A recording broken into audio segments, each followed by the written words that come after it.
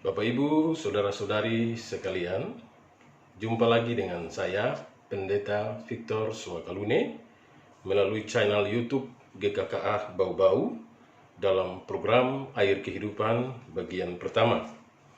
Jikalau program ini memberkati saudara, maka silakan membagikannya kepada saudara-saudara yang lain. Pada bagian pertama dari program Air Kehidupan ini, saya akan mengulas satu bagian Alkitab Perjanjian Baru yang terambil dari Injil Yohanes bab 7 ayat 37 sampai dengan ayatnya yang ke-39 yang tertulis demikian. Dan pada hari terakhir, yaitu pada puncak perayaan itu, Yesus berdiri dan berseru, "Barang siapa haus, baiklah ia datang kepadaku dan minum. Barang siapa percaya kepadaku, seperti yang dikatakan oleh kitab suci, dari dalam hatinya akan mengalir aliran-aliran air hidup." Yang dimaksudkannya ialah roh yang akan diterima oleh mereka yang percaya kepadanya, sebab roh itu belum datang karena Yesus belum dimuliakan. Demikianlah sabda Tuhan. Sebelum kita mendengar dan merenungkan penjelasan bagian firman Tuhan ini, terlebih dahulu mari kita berdoa memohon hikmat Tuhan. Firman-Mu itu pelita bagi kaki kami dan terang bagi jalan kami. Terangilah pikiran dan hati kami, ya Allah Roh Kudus, supaya kami dapat mengerti dan memahami sabda Tuhan yang kudus ini. Dan tolonglah kami di dalam mengaplikasikan firman Tuhan ini dalam kehidupan kami setiap hari. Dalam nama Yesus, firman Allah yang hidup, kami telah berdoa. Amin. Sahabat air kehidupan yang diberkati Tuhan, mari kita pikirkan dengan sungguh-sungguh perkataan Tuhan Yesus yang terdapat dalam Yohanes bab 7 ayat 37 sampai 39. Hal pertama yang perlu kita ketahui adalah perkataan Tuhan Yesus ini merupakan sebuah undangan yang diperuntukkan kepada semua orang yang memiliki kebutuhan rohani, yaitu kebutuhan akan keselamatan, kebutuhan akan pengampunan dosa, serta kebutuhan akan kelepasan dari beban dan aneka ikatan-ikatan kegelapan. Lalu apa sesungguhnya yang dimaksudkan dengan kebutuhan rohani tersebut? Kebutuhan akan kelepasan dari beban dan ikatan-ikatan kegelapan itu. Nabi Yesaya menjelaskan bahwa dosa dan kejahatan memisahkan manusia dari Allah. Keterpisahan ini membuat manusia mengalami kematian rohani dan kehilangan kemuliaan Allah. Roma 3 ayat 23. Seorang Bapak Reformator Gereja, John Calvin, mengatakan, dan kalaupun manusia itu kadangkala kelihatannya masih ada baiknya, namun pikirannya selalu diselubungi kemunafikan serta tipu daya, dan sikap hatinya tetap diliputi keburukan batin. Jadi, pikiran dan hati manusia itu sudah cacat, sudah rusak karena pengaruh dosa dan kejahatan.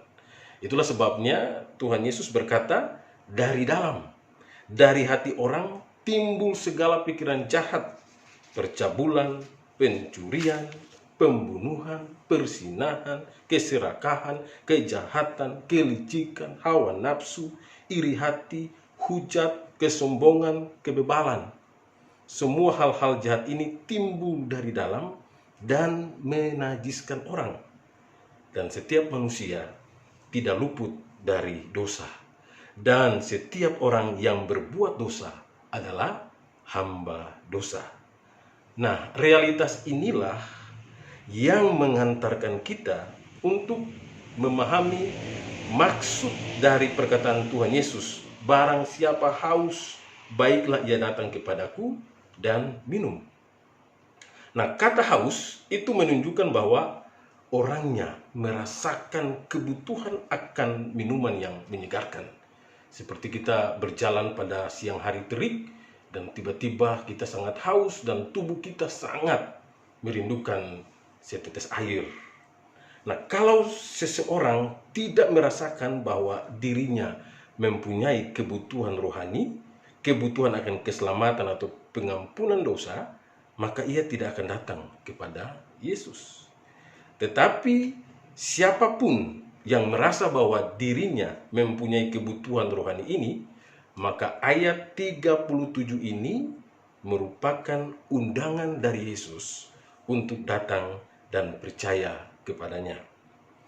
Tuhan Yesus mengundang saudara hari ini untuk datang dan percaya kepadanya.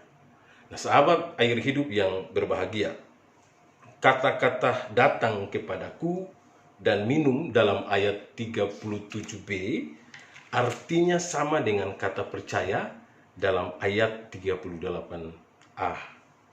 Nah, perlu untuk diketahui bahwa konteks perkataan Tuhan Yesus disampaikan dalam perayaan Hari Raya Pondok Daun. Dan biasanya ada ritual pengambilan air dari kolam Siloam untuk lalu dibawa ke Bait Allah dan disiram ke mezbah. Nah, tradisi ini sebenarnya tidak ada di dalam Perjanjian Lama. Entah dari mana orang Yahudi mendapatkan tradisi ini. William Hendrickson mengatakan bahwa air itu mengingatkan mereka akan air dari batu karang yang diminum oleh nenek moyang mereka pada waktu di padang gurun.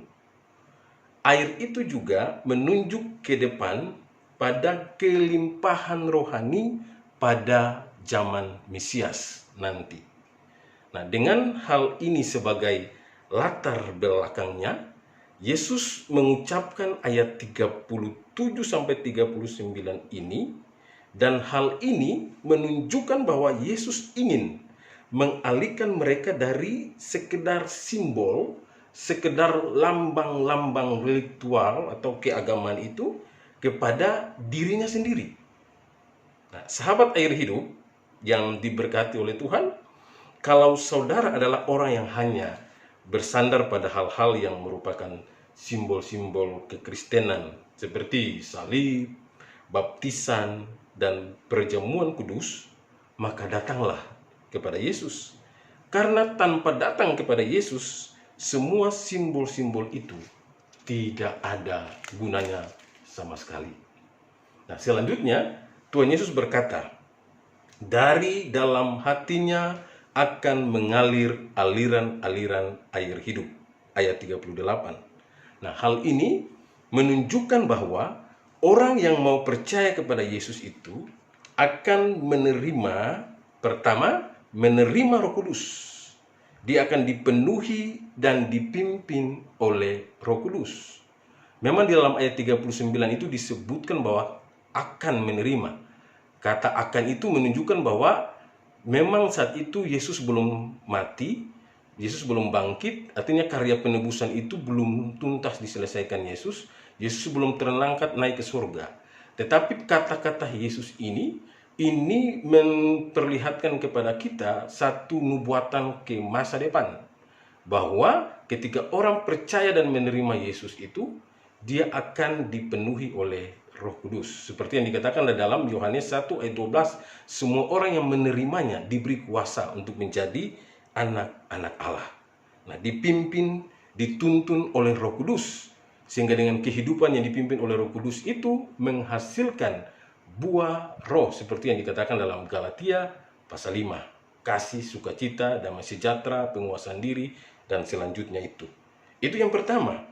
Kemudian yang kedua, ketika orang mau percaya kepada Yesus, maka dia akan dipuaskan kebutuhan rohaninya. Sehingga ia bisa menjadi alat Tuhan untuk memuaskan kebutuhan orang lain.